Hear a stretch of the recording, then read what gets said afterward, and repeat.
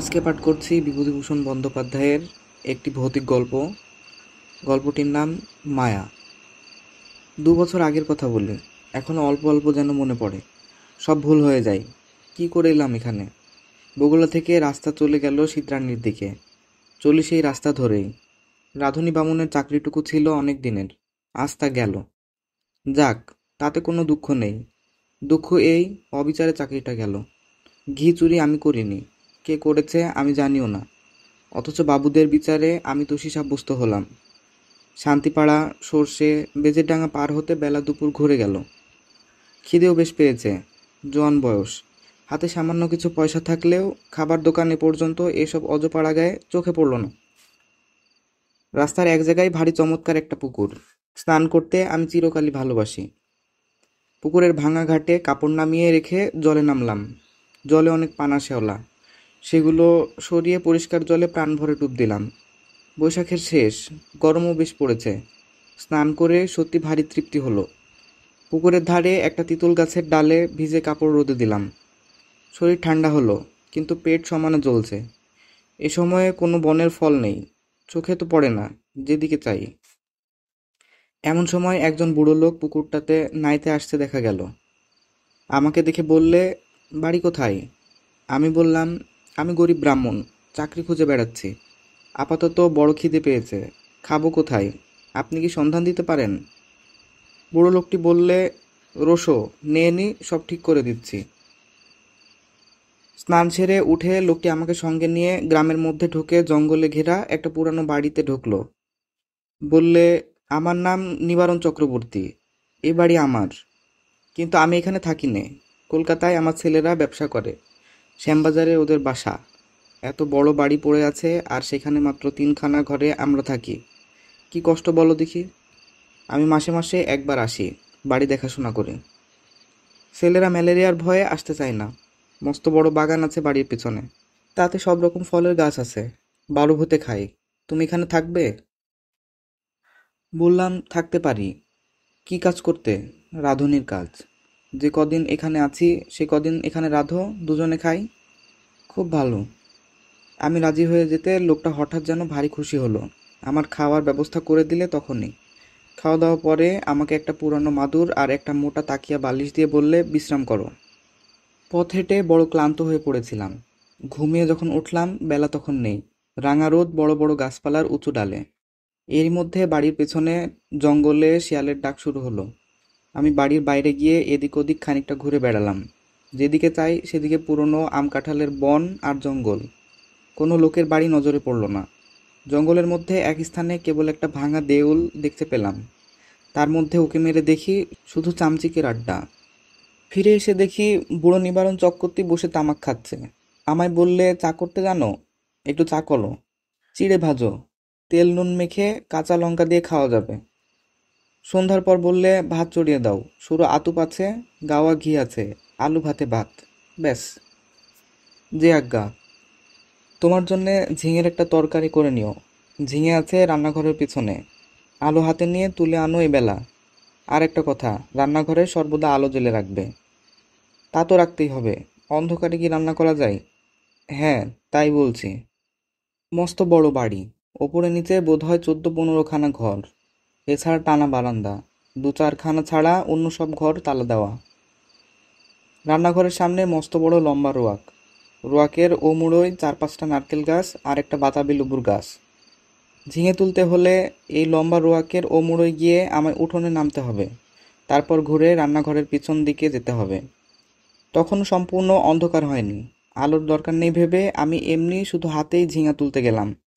বাবা, কি আগাছার জঙ্গল রান্নাঘরের পিছনে! বুনো ঝিঙে গাছ, যাকে এঁটো গাছ বলে, অর্থাৎ এমনি বীজ পড়ে যে গাছ হয় তাই। অনেক ঝিঙে ফলেছে দেখে বেছে বেছে কচি ঝিঙে তুলতে লাগলাম। হঠাৎ আমার চোখে পড়ল একটি বউমতো কে মেয়ে ছেলে আমার সামনাসামনি হাত 10 দূরে ঝোপের মধ্যে নিচু হয়ে আধ ঘোমটা দিয়ে আমারই মতো ঝিঙে তুলছে। দুবার আমি চেয়ে চেয়ে দেখলাম, তারপর পিছন ফিরে 7-8টা কচি ঝিঙে তুলে নিয়ে চলে আসবার সময় আর একবার চেয়ে দেখলাম। দেখি বউটি তখনও ঝিঙে তুলছে। নিবারণ চক্রবর্তী বললে, ঝিঙে পেলে? আগে হ্যাঁ, অনেক ঝিঙে হয়ে আছে, আরও একজনকে তুলছিল। নিবারণ বিস্ময়ের সুরে বললে, কোথায়? ওই রান্নাঘরের পিছনে, বেশি জঙ্গলের দিকে। পুরুষ মানুষ? না, একটি বউ। নিবারণ চক্রবর্তী মুখ কেমন হয়ে গেল। বললে, কোথায় বউ? চলো দেখি দেখি। আমি ওকে সঙ্গে করে রান্নাঘরের পিছনে দেখতে গিয়ে দেখি কিছুই না। নিবারণ বললে, কই বউ? ওই তো ওখানে ছিল, ওই ঝোপটার কাছে। হুম, যত সব। চলো চলো, দিন দুপুরে বউ দেখলো অমনি। আমি একটু আশ্চর্য হলাম। যদি একজন পাড়াগাঁয়ের বৌঝি দুটো জংলি ঝিঙে তুলতে এসেই থাকে, তবে তাতে খপ্পা হবার কি আছে ভেবে পাইনি। তাছাড়া আজ না হয় উনি এখানে আছেন, কাল যখন কলকাতায় চলে যাবেন, তখন বুনো ঝিঙে কে চৌকি দেবে? রাত্রে খাওয়া দাওয়ার পর চক্রবর্তী বুড়ো আবার সেই ঝিঙে চুরির কথা তুললে। বললে, আলো নিয়ে যাওনি কেন ঝিঙে তুলতে? তোমায় আমি আলো হাতে নিয়ে যেতে বলেছিলাম, মনে আছে? কেন তা যাওনি? আমি বুঝলাম না কি তাতে দোষ হলো। বুড়োটা খিটখিটে ধরনের। বিনা আলোতে যখন সব আমি দেখতে পাচ্ছি, এমনকি ঝিঙে চুরি করা বউকে পর্যন্ত, তখন আলো না নিয়ে গিয়ে দোষ করেছি কি? বুড়ো বললে, না না, সন্ধ্যার পর সর্বদা আলো কাছে রাখবে। কেন? তাই বলছি। তোমার বয়স কত? 37-38 হবে। অনেক কম বয়স আমাদের চেয়ে। আমার এই 63। যা বলি কান পেতে শোনো। আজ্ঞে, নিশ্চয়ই। রাত্রে শুয়ে আছি, ওপরের ঘরে কিসের যেন ঘটঘট শব্দ শুনে ঘুম ভেঙে গেল। জিনিসপত্র টানাটানির শব্দ। কে বা কারা যেন বক্স বিছানা এখান থেকে ওখানে সরাচ্ছে, ভারী জিনিস সরাচ্ছে। বুড়ো কাল সকালে চলে যাবে কলকাতায়, তাই বোধহয় জিনিসপত্র গোছাচ্ছে। কিন্তু এত রাত্তিরে? বাবা, কি বাতিগ্রস্ত মানুষ! সকালে উঠে বুড়োকে বলতেই বুড়ো অবাক হয়ে বললে, আমি? হ্যাঁ, অনেক রাতে। ও হ্যাঁ, না, হুম, ঠিক। আমাকে বললেই তো আমি গুছিয়ে দিতাম। চক্রবর্তী বুড়ো আর কিছু না বলে চুপ করে গেল।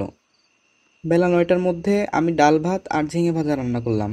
খেয়ে দিয়ে পোটলা বেঁধে সে রওনা হলো কলকাতায়।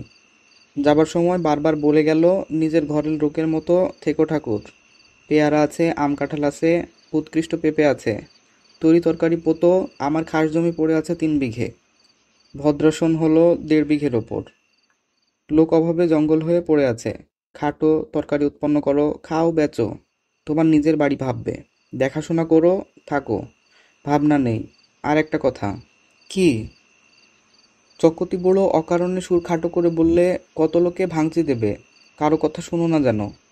বাড়ি দেখাশুনো যেমন করবে, নিজের মতো থাকবে। কোনো কথায় কান দেবে না। গাছের ফল ফুল্লুরি তুমিই খাবে। দুটো ঘর খোলা রইল তোমার জন্য। বুড়ো চলে গেল, আমাকে যেন আকাশে তুলে দিয়ে গেল। আরে, এত বড় বাড়ির বড় বড় দুখানা ঘর আমার ব্যবহারের জন্য রয়েছে। তাছাড়া বারান্দা, রান্নাঘর, রোয়াক তো আছেই। বাড়িতে পাতকু, জলের কষ্ট নেই। শুকনো কাঠ যথেষ্টই, কাঠের কষ্ট নেই। 10টা টাকা আগাম দিয়ে গিয়েছে বুড়ো। প্রায় 8 মণ সরু আতপ চালও আছে। গাছ ভরা আম কাঁঠাল। এ যেন ভগবানের দান আকাশ থেকে পড়ল হঠাৎ। বিকেলের দিকে তেল নুন কিনবো বলে মুদির দোকান খুঁজতে বেরুলাম।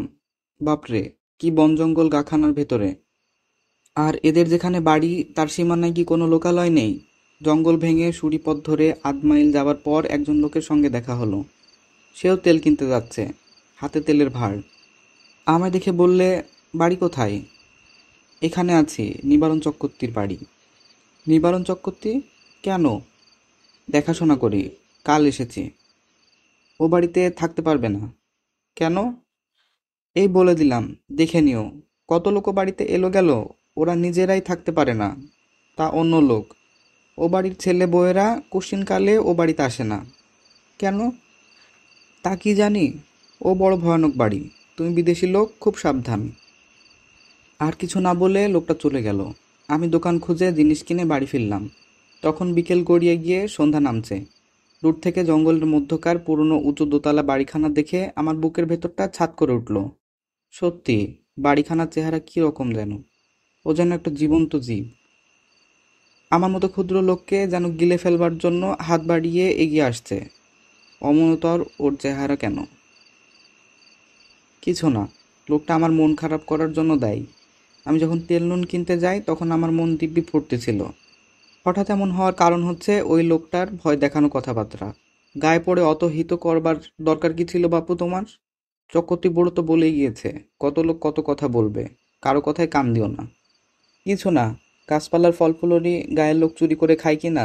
বাড়িতে একজন পাহারাদার বসালে লুটপাট করে খাওয়ার ব্যাঘাত হয়, সেই জন্যই ভয় দেখানো। যেমন ওই বউটি কাল সন্ধ্যাবেলা ঝিঙে চুরি করছিল। অনেকদিন এমন আরামে থাকিনি। বিনা খাটুনিতে পয়সা রোজগারের এমন সুযোগ জীবনে কখনো ঘটেনি। নিজের জন্য শুধু দুটো রান্না, মিটে গেল কাজ। সকাল সকাল রান্না সেরে নিয়ে নিচের বড় রোয়াকে বসে আপন মনে গান গাইতে লাগলাম। এত বড় বাড়ির আমিই মালিক, কারো কিছু বলবার নেই আমাকে, যা খুশি করব। হঠাৎ ভয়ানক আশ্চর্য হয়ে গেলাম। দোতলার নালীর মুখ দিয়ে পড়তে লাগলো জল, যেমন ওপরের বারান্দাতে কেউ হাত পা ধুললে জল পড়ে। বেশ মোটা ধারে জল পড়তে লাগলো। তখনই আমি উঠে রোয়াকের ধারে দাঁড়িয়ে দোতলার বারান্দার দিকে চেয়ে দেখলাম, তখনও জল পড়ছে, সমানে মোটা ধারায়। ওপরে সিঁড়ির দরজায় তালা দেওয়া। চাবি চক্রবর্তী মশাই নিয়ে গিয়েছেন, সুতরাং দোতলায় যাবার কোনো উপায় নেই। এই জল কোথা থেকে পড়ছে? মিনিট 10 পড়ার পর জলের ধারা বন্ধ হয়ে গেল। আমার মনে হলো চক্রবর্তী মশাই বোধহয় কোনো কলসি বা ঘড়াতে জল রেখে গিয়েছিলেন ওপরের বারান্দাতে। সেই কলসি কিভাবে উল্টে পড়ে গিয়ে থাকবে, নিশ্চয় তাই। তাছাড়া জল আসবে কোথা থেকে? একটু পর গিয়ে শুয়ে পড়লাম। আলো নিভিয়ে শুয়ে পড়বার সঙ্গে সঙ্গে আমার চোখে ঘুম জুড়িয়ে এলো। অনেক রাত্রে একবার ঘুম ভেঙে গেল। জানালা দিয়ে সুন্দর জ্যোৎস্নায় এসে পড়েছে বিছানায়। কি একটা ফুলের গন্ধ আসছে, বেশ সুবাস ফুলের। কি ফুল? ঘুমের ঘোরেই ভাবছি, এমন কোনো সুগন্ধওয়ালা ফুল তো বাড়ির কাছাকাছি দেখিনি। তড়াক করে লাফিয়ে উঠলাম। ও কি! জানালার সামনে দিয়ে একটি বউ চলে গেল রোয়াক বেয়ে। হ্যাঁ, স্পষ্ট দেখেছি, ভুল হবার নয়। আমি তখনই উঠে দরজা খুলে রোয়াকে গিয়ে দাঁড়ালাম। রোয়াকে দাঁড়াতে দুটো জিনিস আমার কাছে স্পষ্ট হলো। প্রথম, সেই ফুলের সুবাসটা রোয়াকে অনেকখানি ঘন। ওই বউটি যেন এই সুবাস ছড়িয়ে দিয়ে গেল এই কতক্ষণ। না, কোনো ফুলের সুবাস নয়। এ কিসের সুবাস, তা আমার মাথায় আসছে না। কেমন একরকম যেন লাগছে, একরকম নেশার মতো। কেন আমি বাইরে এসেছি? ও, কি একটি বউ রাখবে খানিক আগে চলে গিয়েছিল, সেই ছড়িয়ে গিয়েছে এই তীব্র সুবাস। কিন্তু কোনো দিকে নেই তো সে, গেল কোথায়? সে রাত্রে সে পর্যন্ত। কতক্ষণ পরে ঘরে এসে শুয়ে ঘুমিয়ে পড়লাম। সকালে উঠে মনে হলো সব স্বপ্ন। মনটা বেশ হালকা হয়ে গেল। কাজকর্মে ভালো করে মন দিলাম। বন জঙ্গল কেটে কিভাবে তরি তরকারির আবাদ করব, সেই আলোচনা করতে লাগলাম মনের মধ্যে। একটা অসুবিধে এখানে থাকবার, বড্ড নির্জনে থাকতে হয়। কাছাকাছি যদি এক ঘর লোকও থাকতো তবে এই কষ্ট হতো না। কথা বলবার একটা লোক নেই, এই হলো মহাকষ্ট। সেদিন দুপুরে একটা ঘটনা ঘটল। আমি ভাত নামিয়ে হাঁড়ি রাখতে যাচ্ছি, এমন সময় দোতলার বারান্দাতে অনেক লোক যেন একসঙ্গে হেসে উঠল। সে কি ভীষণ অট্টহাসি! আমার গা যেন দোল দিয়ে উঠল সে হাসি শুনে। খিলখিল করে হাসি নয়, খলখল করে হাসি। আকাশ বাতাস থমথমিয়ে উঠল সে হাসির শব্দে। ভাত ফেলে রেখে দৌড়ে গেলাম। রোয়াকে গিয়ে ওপরের দিকে দেখি, কিছুই না। নিচে জানালা যেমন বন্ধ, ওপরের ঘরের সারবন্দি জানালা তেমনই বন্ধ। হাসির লহর তখন থেমে নিশ্চুপ হয়ে গিয়েছে। ব্যাপার কি? কোনো বদমাইশ লোকের দল ওপরে আড্ডা বেঁধেছে? ওপরের সিঁড়ির মুখে গিয়ে দেখি দরজায় তেমনই কুলুপ ঝুলছে। আমার ভয় হয়নি, কেননা দিনমান, চারিদিকে সূর্যের আলো। এ সময় মনের মধ্যে কোনো ভূতের সংস্কার থাকে না। এই হাসি যদি আমি রাতে শুনতাম তবে বোধহয় ভয়ে অজ্ঞান হয়ে যেতাম। চাবি দিয়ে দাঁত খুলতে হতো। রান্নাঘরে ফিরে এসে ভাতের ফ্যান গেলে ঝিঙের তরকারি চাপিয়ে দিই। প্রচুর ঝিঙে জঙ্গলে ফলেছে, যত ইচ্ছে তুলে নিয়ে যাও। আমারই বাড়ি, আমারই ঝিঙে লতা। মালিক হওয়ার এই একটা মাদকতা আছে, তা কাল থেকে বুঝছি। আমার মতো গরিব বামুনের জীবনে এমন জিনিস এই প্রথম। কান পেতে রইলাম ওপরের ঘরের কোনো শব্দ আসে কিনা শুনতে। সূচ পড়বার শব্দও পেলাম না। খেয়ে দিয়ে নিজের মনে বিছানায় গিয়ে শুয়ে ঘুমিয়ে পড়েছি। ঘুমের ঘরে শুনছি ঘরের মধ্যে অনেক লোক কথাবার্তা বলছে, হাসছে। ঘুমের মধ্যেও আমি ওদের কথাবার্তা যেন শুনছি। যেমন কোনো বিয়ে বাড়িতে ঘরভর্তি লোকের মধ্যে ঘুমিয়ে পড়লে লোকজনের গলার শব্দ ঘুমের মধ্যেও পাওয়া যায়। হয়তো সবটাই আমার মনের ভুল। মনের সেই যে ভাব হয়েছিল হাসি শুনে, তারই ফল। এরপর 9 দিন আর কিছু ঘটেনি। মানুষের মনের অভ্যাস অপ্রীতিকর জিনিসগুলো তাড়াতাড়ি দিব্যি ভুলে যেতে চাই, পারেও ভুলে যেতে। আমি নিজের বোনকে বুঝালুম ওসব কিছু না। কি শুনেছি? বউ দেখা চোখের ভুল, হাসি শোনাও কানের ভুল, সব ভুল। এ নদিনে আমার শরীর বেশ সেরে উঠল। খাই দাই আর শুধু ঘুমাই, কাজকর্ম কিছু নেই। তেমন একরকম কুড়েমি পেয়ে বসেছে আমাকে। আমি সাধারণত খুব খাটিয়ে লোক, শুয়ে বসে থাকতে ভালোবাসি নে, কিন্তু অনেক দিন ধরে অতিরিক্ত খাটুনির ফলে কেমন একরকমের অবসাদ এসে গিয়েছে। শুধুই আরাম করতে ইচ্ছে হয়। নদিনের দিন বিকেলে মনে হলো রান্নাঘরের পিছনে সেই ঝিঙের জঙ্গলটা কেটে একটু পরিষ্কার করি। ঝিঙের লতাগুলো বাঁচি অবশ্য। ওখানে ঝালের চারা পুঁতবো, আর একটা চাল কুমড়োর এঁটো লতা হয়েছে ওই জঙ্গলের মধ্যে, সেটা বাঁশের কঞ্চি দিয়ে রান্নাঘরের ছাদে উঠিয়ে দেব। এ বাড়িতে কাজ করে সুখ আছে, কারণ দা কোদাল কাস্তে, নিড়েন, শাবল কুড়ুল সব মজুদ আছে। ঘরের কোণে একটা হাত করাত স্তূপ। অল্পক্ষণ মাত্র কাজ করেছি, আধা ঘন্টাও হবে না। হঠাৎ দেখি সেই বউটি ঝিঙে তুলতে এসেছে, নিচু হয়ে ঝোপের মধ্যে ঝিঙু তুলছে। সঙ্গে সঙ্গে দোতলার ঘরগুলোর মধ্যে এক মহাকলরব উপস্থিত হলো। অনেকগুলো লোক, আন্দাজ জনপঞ্চাশেক, একসঙ্গে যেন হৈ হৈ করে উঠল। সব দরজা জানালা যেন একটা ঝড়ের ঝাপটা লেগে একসঙ্গে খুলে গেল। বন কাটা ফেলে আমি উপর দিকে চেয়ে দেখলাম। সামনের রোয়াকে এসে দাঁড়ালাম। কই, একটা দরজা জানালার কপাটও খোলেনি দোতলায়, যেমন তেমনই আছে। ব্যাপার কি, বাড়িটার মৃগী রোগ আছে নাকি? মাঝে মাঝে এমন বিকট চিৎকার ওঠে কেন? এবার তো ভুল হবার কথা নয়। সম্পূর্ণ সুস্থ মনে কাজ করতে করতে এ চিৎকার আমি শুনেছি এইমাত্র। এখন আবার চারিদিক নিঃশব্দ, কোনো দিকে কোনো শব্দ নেই। সেই বউটি আবার ঝিঙে তুলতে এসেছে এই গোলমালের মধ্যে। দৌড়ে গেলাম রান্নাঘরের পিছনে, সেখানেও কেউ নেই। সেদিন রাত্রে এক ঘটনা ঘটল, ভারী মজার ঘটনা বটে। খেয়ে দিয়ে সবে শুয়েছি, সামান্য তন্দ্রা এসেছে। এমন সময় কিসের শব্দে তন্দ্রা ছুটে গেল। চেয়ে দেখি আমার বিছানার চারপাশে অনেক লোক জড়ো হয়েছে। তাদের সবারই মাথায় লাল পাগড়ি, হাতে ছোট ছোট লাঠি। আশ্চর্যের বিষয়, সকলেরই মুখ দেখতে একরকম। একই লোক যেন 50টি হয়েছে। এই রকম মনে হয় প্রথমটা। বহু আরশিতে যেন একটা মুখই দেখছি। কে যেন বলে উঠল, আমাদের মধ্যে আজ কে যেন এসেছে। একজন তার উত্তর দিলে, এখানে একজন পৃথিবীর লোকের বাড়ি আছে অনেক দিন থেকে। আমি দেখিনি বাড়িটা, তবে শুনেছি। যারা দেখতে জানে তারা বলে সে বাড়ির মধ্যে একটা লোক রয়েছে। সব মিথ্যে। কোথায় বাড়ি? আমরা কেউ দেখিনি। তবে এসো, আমরা নাচ আরম্ভ করি। বাপরে বাপ, কথায় বললে ভূতের নৃত্য। শুনে এসেছিলাম এতদিন, এইবার সচক্ষে দেখলাম। সে কি কাণ্ড! অতগুলো লোক একসঙ্গে লাঠি বাজিয়ে এক তাণ্ডব নৃত্য শুরু করে দিলে। আমার দেহের মধ্য দিয়ে কতবার যে এলো গেল। তার সঙ্গে সঙ্গে বিকট চিৎকার আর হল্লা। আমার বিছানার বা আমার কোনো অংশ তারা স্পর্শ করলো না। আমি যে সেখানে আছি তাও যেন তারা জানে না। ওদের হুংকার আর ভৈরব নৃত্যে আমি জ্ঞানশূন্য হয়ে গেলাম। যখন জ্ঞান হলো তখন শেষ রাত্রের জ্যোৎস্না খোলা জানালা দিয়ে এসে বিছানায় পড়েছে। সেই ফুলের অতি মৃদু সুবাস ঘরে ঠান্ডা বাতাসে। আমি আধ অচেতন ভাবে জানালার বাইরে জ্যোৎস্নামাখা গাছপালার দিকে চেয়ে রইলাম। কতক্ষণ পরে জানি না ভোর হয়ে গেল। বিছানা ছেড়ে উঠে দেখি ঘুমের কোনো ব্যাঘাত হয়নি। সুনিদ্রা হলে শরীর যেমন ঝরঝরে আর সুস্থ হয় তেমনই বোধ করছি। তবে সে ভূতের নাচ কে দেখেছিল? সে নাচ কি তবে ভুল? খেয়ে দিয়ে পরম আরামে শুয়ে ঘুমিয়ে পড়ে স্বপ্ন দেখেছি? তাই যদি হয় তবে এই শেষ রাত্রের ঠান্ডা বাতাসে যে ফুলের সুবাস পেয়েছি তা কোথা থেকে এলো? সেই বউটি যখন চলাফেরা করে তখনই অমন সুবাস ছড়ায় বাতাসে। সুবাসটা ভুল হতে পারে না। এখনো সে গন্ধ আমার নাকে লেগে রয়েছে। কোনো অজানা বনফুলের সুবাস হয়তো। তাই হবে। তেল কিনতে গিয়েছি দোকানে। দোকানি বললে, কি রকম আছো? বলি, কিছু দেখেছো নাকি? না। শুনছো কিছু? না। তুমি দেখছি সাধু লোক, টুকটাক জানো নাকি ভূতের মন্তর? তেল দাও, চলে যাই, ওসব বাজে কথা।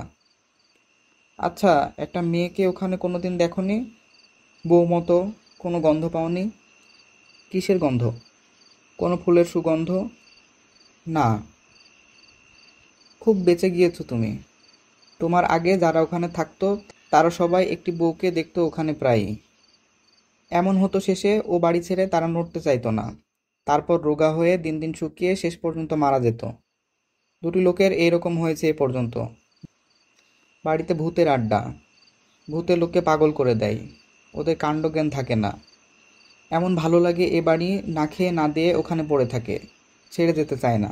তুমি দেখছি ভূতের মন্তর জানো। আমরা তো ও বাড়ি ত্রিসীমানায় যাইনি, মাথা খারাপ করে দেয় সাধারণ মানুষের। তেল নিয়ে চলে এলাম, ভাবতে ভাবতে এলাম, মাথা খারাপ হওয়ার সূত্রপাত আমারও হলো নাকি। বাড়ির সীমানায় পা না দিতেই আমারও মনে হলো, না সব ভুল, পরম সুখে আছি, এ ছেড়ে কোথায় যাব। বেশ আছি, খাসা আছি, তোফা খাসা আছি। সেই থেকে আজ 2 বছর পড়ে আছি এ বাড়িতে। চক্কতি মশাই মাইনে টাইনে কিছুই দেয় না, তাতে আমার কিছু আসে যায় না।